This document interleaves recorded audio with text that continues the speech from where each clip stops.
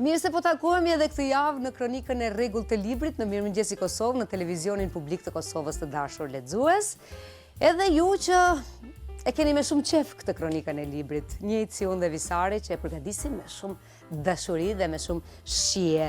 Kemi zgjedhur edhe sot 5 vepra, 5 libra të rinj të kërkuar në librari dhe kemi një dhuratë speciale për miq tanë të vegjël, që është një komplet librash poshtë bredhit tënd, dhuratë e veçantë që duhet ta vendosin prindrit poshtë temës së vitit të ri për të bërë një gëzuar të mrekullueshme në këtë fundvit 2025, që ka qenë vit i mirë, Faleminderit Zotit, ka qenë vit i jashtëzakonshëm, shumë i mirë, shumë. E po tash, çdo gjë ka sfidat e veta, po e rëndësishme që kemi pas shëndetin dhe kjo është më e bukur. Uroj ta keni patur edhe ju, patjetër. Rita Petro, e mrekullueshmja Rita Petro, vjen me poemën e mungesës.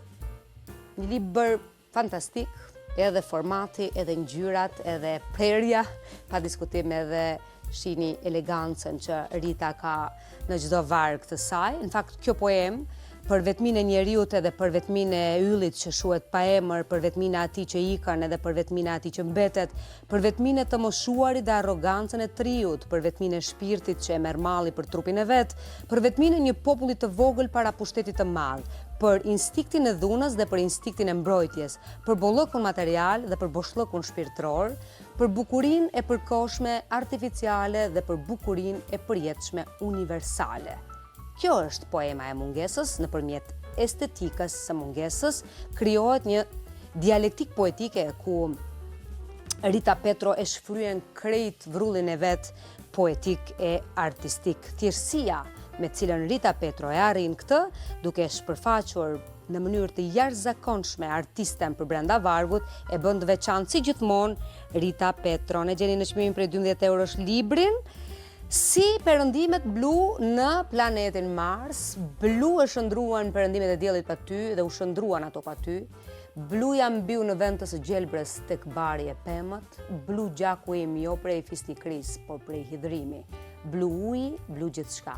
Fillova të vuaja e nuk dua ta vazhdoj më tepër, është e juaja poezia, shijojeni Rita Petron në krejt dimensionin e vet për një artisteje. Blu. Udhëtimi në përfjalor etimologjik, pjesa e dytë, edhe pjesën e tretë e kemi, edhe pjesa e parë po ashtu, por ja, është një vazhdimsi e punës në formë të një studimi informal. Është një opinion personal mbi lidhjet e mundshme midis fjalëve të ndryshme të gjuhëve të huaja dhe fjalëve të gjuhës shqipe, gjithnjë duke u mbështetur në punën kërkimore dhe metodologjinë e studiuesve të ndryshëm nëpërmjet interpretimit të fjalëve, rrënjëve të përbashkëta, të stërlashta si dhe historiku të tyre. Fjalët e shqyrtuara gjenden brenda fjalorëve etimologjik që tani jepen edhe në formë elektronike, i gjeni. Dhe kjo është jashtëzakonisht e mirë që mund të zëvendësojmë. Është në fakt përkthyesi elektronik ku mund t'i gjejmë ato fjalë që Nagip Sylla, autori i librit, i ka vendosur. Prandaj, ky vazhdim i studimit është një përpjekje për të bërë një krahasim informal të fjalëve të disa gjuhëve të familjes indo-europiane me fjalët e gjuhës shqipe. Mjafton të shkruani në Google aty, edhe fjalën që ju intereson e keni me njëherë pastaj edhe në shqip. Udhtim në përfjalor etimologjik, Nagip Sylla është kjo pjesa e dytë, por e kemi edhe pjesën e tretë, siç e thash edhe të parën, ja, disa nga fjalët. Ja, me secilën shkronjë të alfabetit edhe e gjeni pa diskutim. Çmimi i librit është 10 euro, kështu që e jani këtu në librari, Artini, Tuagjini, Buzuku, libraritë e tjera, kudo e keni edhe mund ta merrni patjetër. Gjërat që mund t'i shohësh vetëm atëherë kur ngadalson. Ndonjëherë për hir të vërtetës ne kemi nevojë të vendosim veten në ler. Rënje neutral, patjetër. Edhe ta shohim rrugën nga kemi ardhur, të reflektojmë mbi atë se cilën duhet ta vazhdojmë, cilën rrugë duhet ta vazhdojmë, dhe të shohim se ku janë benefitet dhe sidat tona. Të vërteta universale të shprehura për bukuri shoqëruar me ilustrime të këndshme. Mark Williams. Si të jesh e qetë në një botë të zhurmshme? A është e mundur kjo? Është një top 10 e librave më të shitur në Sunday Times, këshilla 8 të thjeshta nga një muzikë që do të ndreqin disponimin, karrierën dhe marrëdhëniet tuaja? A është e zëm bota apo mendja ime? Të dyja njëkohësisht, për zotin e madh. Bota lëviz shpejt, por kjo nuk do të thotë që ne duhet lëvizim me atë shpejtësi. Mjafton të ngadalsojmë ndonjëherë, edhe pse njeriu që po a thot nuk e bën. Por mjafton dhe shumë e rëndësishme që të ngadalsoni edhe të reflektoni. Disa njerëz ecin, të tjerë vrapojnë, e rëndësishme është që të mos fluturojnë. Se pastaj edhe mund të gabojnë, patjetër.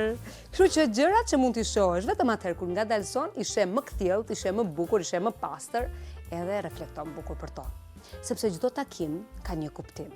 Dhe kjo është e vërtetë. Çdo takim ka një kuptim. Çdo njeri, çdo marrëdhënie vjen në jetën tënde për të mësuar diçka.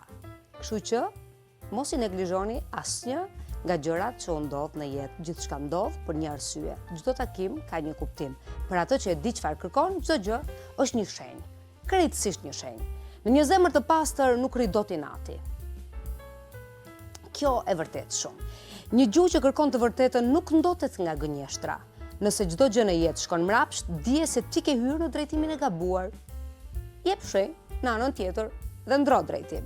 Njeriu gjithmonë i ka punuar gjërat që i ka ndjekur me vrull. Sa më shumë që e ka shtyr diçka, aq më shumë është detyruar prej saj.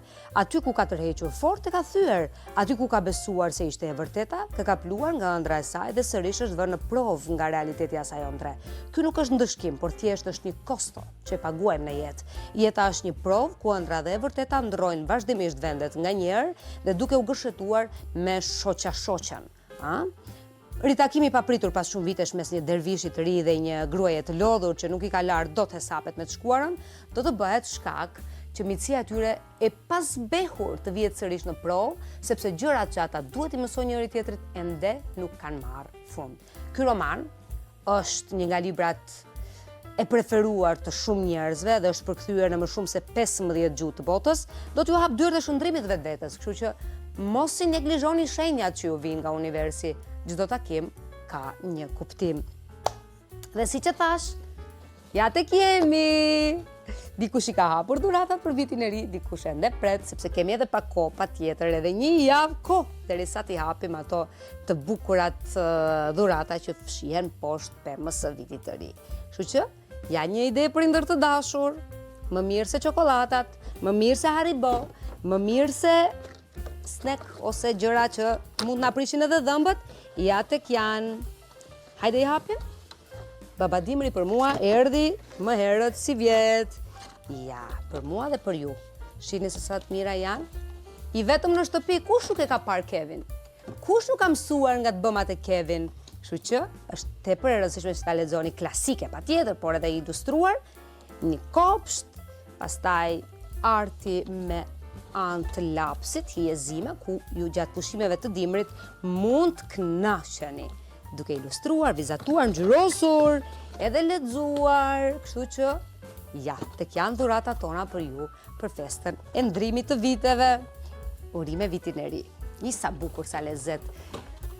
Mbaroi edhe shkolla sot, kështu që e mërkura besoj që keni marrë dhe dëftesat, edhe ju tregon se sa të mirë keni qenë gjatë këtij gjysmëvjetori, dhuratat ju presin poshtë temës së vitit të ri.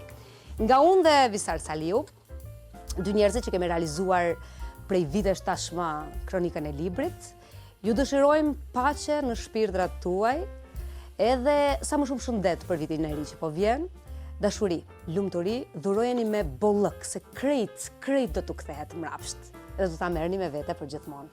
Paçi fat, mirupafshim në 2026.